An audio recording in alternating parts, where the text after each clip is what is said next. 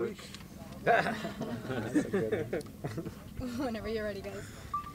You guys finally get your first win of this season, and it seems that the spirits have been lifted more than usual this week. Have you noticed a difference with the team training as you guys get ready for Portland? Sure. I think we all feel like a tremendous weight has been lifted off of us. From my point of view, again, as the leader and the coach of this team, I think our performances have been very good, and now finally to get the result to give us some proof of that, I think is important. But from my point of view, we've still been performing well. We still made quite a few mistakes in this game, and there's still a lot of room for improvement. I know you set the benchmark for March 31st to really have everyone healthy, give or take a few, but how is everyone coming along? Because it seems to be pretty well. Yeah, I think my goal was to have everybody 100% fit for March 31st for the game against the Red Bull. I don't think we quite reached that objective, but we came pretty close, and I do think we're not too far away from seeing everybody be healthy. And how nice is it to see everyone out here now being able to learn everyone's tendencies and really start gelling as a team? Yeah, it's important. Important, obviously, that we spend time and repetitions and training together, and there's just no substitute for that, no substitute for time, and no substitute for work. Is Udi Rosal going to be available this upcoming weekend? I'm not sure. I do think that he'll be in consideration. He was in full training today, so that's a short time to get yourself ready to play in a match, but he's a solid player, and perhaps he could contribute towards the end of it.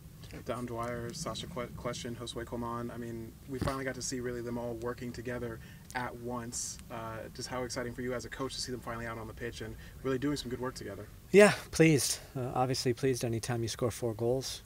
You're going to be very, very pleased as a coach, especially if you even look past those goals, and the number of clear-cut scoring chances we created in the game was 11. So really, really pleased with that. And I think that it's going to, again, I think that's an area that we can still improve on. What was the message for Chris Mueller after the game? He had a couple close opportunities, the one header that Robles saved off. Chris is a player that I don't think you have to talk that much to. He's a confident kid, and he just continues to work no matter what. I don't think he was feeling like he was down in the dumps about not taking one of those opportunities. I do think he could have done better, probably a little bit with the second one, and had enough time to bring it down to finish. But some of that stuff comes with maturity and repetitions and experience. Is it exciting for you to see him consistently create opportunities? Yeah, no doubt about it. No doubt about it. He's on the end of a couple opportunities, but he's also just working so hard that he's created a couple good moments for us as well, just through his sheer determination. Considering how the season started last year, and how much do you how much of an emphasis do you put on starts of seasons here? I think that you put. I've always put a huge emphasis on starts this season. I think it's really important for the group to get out to a positive feeling about each other, but I don't think it's the only thing that's important. It's important that you continue to improve and you continue to grow as a team. And I felt like last year we started out with tremendous results, but the truth of the matter is I don't know that we necessarily deserved all those results. And I don't know that we were a team that had more to give and to improve on those performances. Whereas this year I feel the exact opposite. I feel that our performances have been very good, haven't gotten the results we deserve, and the fact of the matter is that we have a lot of room to improve still. So I think for me that bodes for incredibly positive things. Looking ahead to Sunday, you're going up against a Portland team, new coach from last year, just kind of looks like a new team in general, but they haven't had the best start. But what are some of the problems that they present you? Yeah, for me, again, I think we all have such a tendency to get so caught up in results and not look past that. Portland doesn't have a win, but Portland hasn't played a home game. And Portland's had to travel tremendous distances to play their 4 matches. And so if you look at their performances, you see a quality side there. With some very gifted attacking players in Valeri and Blanco and Adi up top, and guys that are joining in from the midfield and outside backs that both get forward very well. So it's an extremely dangerous team that we're facing on Sunday, and we know that we need a result. We know that we need to start going here. We know that you need to be able to win matches in a row. You need to get on winning streaks in order to do anything in this league, and that's our intent. Coach, Jose got his first significant minutes. What did you kind of see there in that last game, and then what does maybe the immediate future hold for him?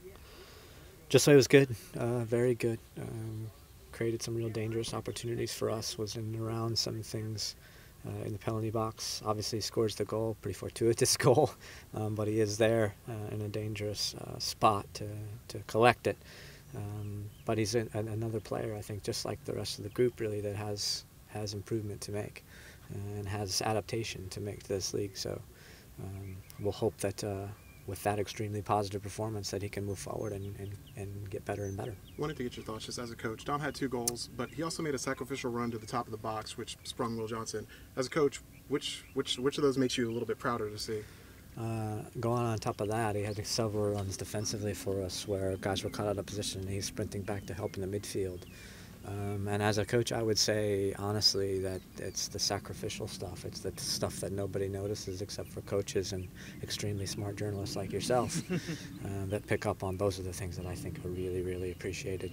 A little bit random, but as it starts to get hotter, obviously the temperature plays into a part of how players perform during training and getting them ready for the season.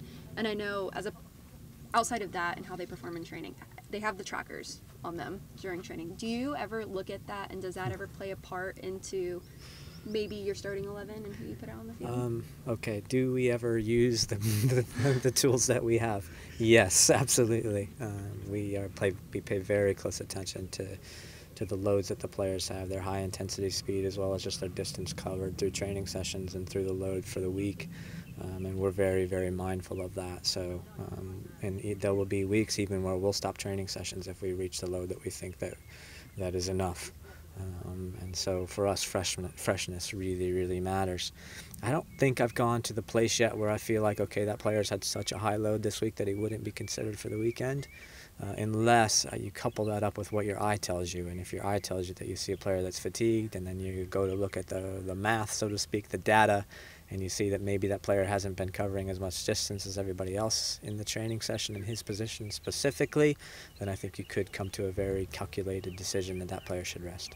For Jonathan Spector, has he cleared concussion protocol and will he possibly be available? Yes, cleared concussion protocol, trained fully yesterday and today, so I believe, again, knock on wood, all things go well for the rest of the week, he should be in consideration for the weekend. I know he's played there a lot throughout his career, but what makes Yoshi an effective defensive midfielder as opposed to a more attacking player? Yoshi's a player that wants to be on the ball, and from my point of view, Yoshi's not necessarily a defensive midfielder and not necessarily an attacking midfielder. Yoshi's a two-way midfielder. He's, in my opinion, a prototypical box-to-box midfielder, a prototypical combiner of things, and I think that that's the role that suits him quite well.